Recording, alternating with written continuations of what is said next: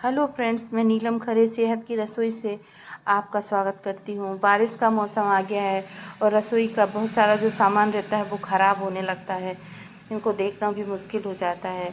इसलिए मैं अपने 30 साल के अनुभवों से और अपनी सासू माँ के और अपनी मम्मी के अनुभव से आप लोगों को कुछ चीज़ें बताऊँगी, जिससे आप लोगों का भी सामान ख़राब नहीं होगा। हो सकता है आप लोगों को अच्छा लगे और आप लोग पहले से भी ये सब करते हों, पर फिर भी मैं आप लोगों के साथ शेयर कर रही हूँ। देखिए, इस समय अचार डलता है। अचार डलता है तो क्या है, कभी कभी अचार किसी का ख़राब हो जाता है और उसमें ऊपर तक तेल भरो, उसके बाद भी वो गल जाता है। तो ऐसा नहीं होगा अगर आप इस तरह करेंगे। देखिए, मैंने अचार डाला है, ये मेरा पुराना अचार है। और अचार को क्या करना है, इसमें ज़्यादा तेल भी नहीं है। देखिए, ये सूखा अचार है, कोई इसमें ज़्यादा तेल नहीं है, लेकिन फिर भी मेरा अचार ख़राब नहीं हुआ है और ये एकदम से दबा हुआ है। तो अचार आप डालें तो उसको डालने के बाद दूसरे दिन जब आप तेल डालते हैं, उसी समय तेल डालते हैं, पर 2 दिन के बाद या 3 दिन के बाद अचार को इस तरह से बहुत ज़ोर ज़ोर से इस तरह से आप दबा दीजिए और ऊपर से हल्का सा मसाला डाल दीजिए। अगर आपको बहुत तेल डालना है तो वो भी डाल दीजिए, पर इस तरह से बहुत जितनी ताकत हो आप में, आप उतना उसको दबाइए कि इसके अंदर बिल्कुल एयर नहीं रह जाए। अगर आप इस तरह से अचार दबा देंगी तो आपका अचार सालों साल ख़राब नहीं होगा। और जब भी अचार निकालें आप, इसके बाद इसको इसी तरह से दबा दें। और जिस चम्मच से आप अचार निकालती हैं वो एकदम साफ़ होना चाहिए। और उसको अचार में की बरनी में डालने के पहले एक बार गैस की लो में उसको इस तरह से गरम कर लीजिए और फिर जब वो ठंडा हो जाए थोड़ा सा चम्मच, तब उसको अचार में डालिए। क्योंकि कभी कभार बर्तन में खाने के धूल के या किसी भी तरह के बैक्टीरिया वगैरह रह जाते हैं, जिससे भी अचार ख़राब हो जाता है। और इस तरह से आप अचार दबा के रखेंगी तो आपका अचार एकदम कड़ा रहेगा। जब भी आप अचार निकालेंगी ना, तो उसके पीस एकदम से कड़क कड़क रहेंगे। देखिए, मैं आपको दिखाती हूँ।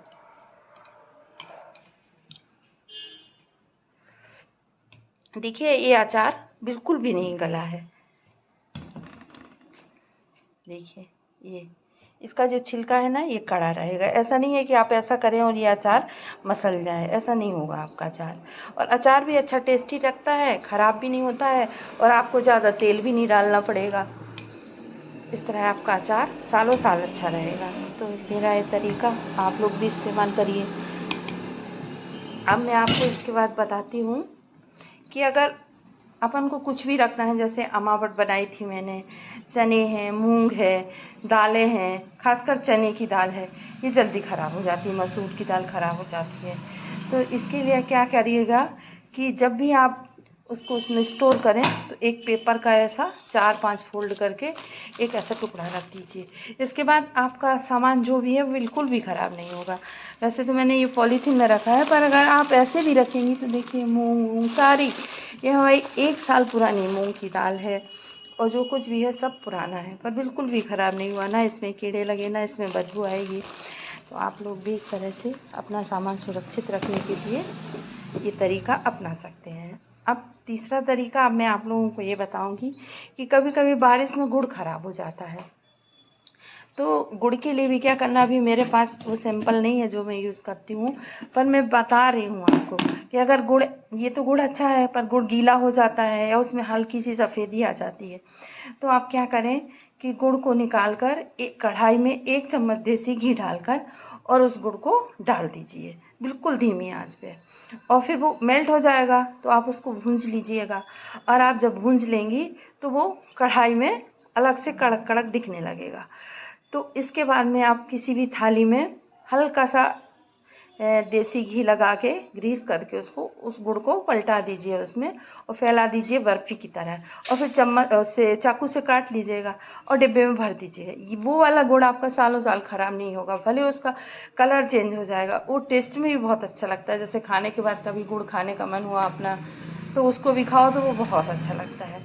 तो एक ये तरीका है गुड़ को सुरक्षित रखने का। अब हम आपको बताएंगे कि आप ऐसे एकदम पीस वाला दही, जैसे कि अपन पीस काटते हैं उसके, वो कैसे जमाएंगे। मैंने बहुत तरीके अपनाए लेकिन मेरे को कोई अच्छा नहीं लगा। सिर्फ ये तरीका है। देखिए मेरा ये जो दही है ना, इस तरह से ये पीस वाला है। अभी तो हमने इसको कटोरी में निकाल लिया है, ये मेरा थोड़ा सा लास्ट में बचा था इसलिए ऐसा है। कल मैं आपको बताऊँगी दही जमा कर कि किस तरह से पीस काटने वाला दही मेरा जमता है। तो उसके लिए मैं क्या करती हूँ कि ये दूध है ना, दूध बिल्कुल ठंडा लेते हैं, फ्रिज में रख दो दूध को, और उसकी मलाई हम पूरा हटा देते हैं। अगर आपको मलाई सहित जमाना है तो वो तो और भी अच्छा जमेगा। तो आप ये ठंडा दूध है, इसको निकाल कर कोई भी बाउल में रख लीजिए। और इतने दूध के लिए आप, ये कम से कम आधा लीटर दूध होगा, इसके लिए आप बस इतना सा और भी कम, बस इतना सा ये दही आप इतना सा लेंगी और इसमें इस तरह से डाल दीजिएगा। ना इसको चलाना है आपको, ना कुछ करना है। जो चम्मच डली थी इसको भी हम धीरे से निकाल देते हैं। बस इसको उस जगह पे रखा रहने देना है जहाँ जमाना है, और इसको किसी भी प्लेट से, ढक्कन से आप कवर कर दीजिएगा। और दूसरे दिन आप देखेंगे, सुबह जमाया है तो हो सकता है रात तक जम जाए, अगर मौसम थोड़ा गर्म है तो जम जाता है, नहीं तो दूसरे दिन। हम तो रात को जमाते हैं, सुबह हमारा दही बिल्कुल अच्छा पीस की तरह काटने लायक वैसा जम जाता है। तो ये हमने अभी इसमें डाल दिया है। कल हम आपको फिर दिखाएंगे कि मेरा दही कैसे जमा है। इसी तरह और भी कोई तरीके होंगे मेरे पास जो मेरे दिमाग में आएंगे, अभी ध्यान नहीं आ रहा है, आएंगे तो फिर हम आप लोगों को बताएंगे। Thank you. हेलो फ्रेंड्स, कल हमने आप लोगों के सामने दही जमा कर दिखाया था कि हमने दही जमाया है, और वो कैसा जमेगा ये हम आपको दूसरे दिन दिखाएंगे। तो देखिए मेरा ये जो दही है जम कर तैयार हो गया है, और बिल्कुल पीस की तरह कटेगा ये दही। ये देखिएगा, ये हम इसमें चम्मच डालेंगे, ये आप देखिएगा, ये है ना, ऐसे बाउल में निकाल लीजिए। देखिए ये इस तरह पीस के पीस कटेंगे आपके दही की बिल्कुल।